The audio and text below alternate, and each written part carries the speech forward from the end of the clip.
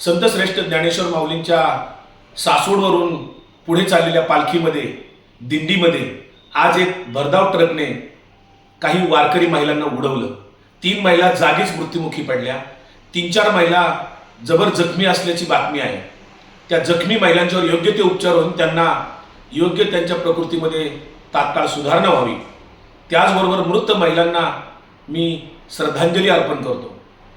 शासनाच्या या बेफिकीर व्यवस्थेचा, पोलिसांच्या आणि स्थानिक प्रशासनाच्या बेफिकीर व्यवस्थेचा मी निषेध करतो।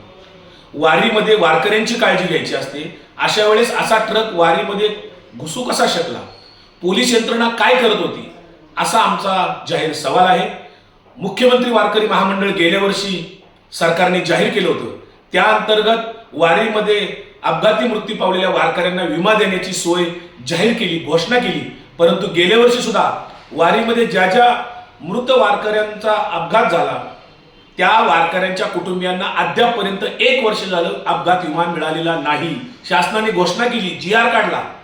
त्याच पद्धतीनं आता या ज्या काही वारीमध्ये अपघात झालेला आहे त्या मृत झालेल्या महिलांच्या कुटुंबियांना, त्याचबरोबर जखमी महिलांच्या कुटुंबियांना अपघात विमा तात्काळ 15 दिवसाच्या आत मिळाला पाहिजे। शासनाने तशी व्यवस्था करावी, अन्यथा शासनाच्या घोषणा ह्या केवळ पोकळ आहेत। झालेल्या दुरावस्थेचा आणि अव्यवस्थेचा आम्ही निषेध करतो।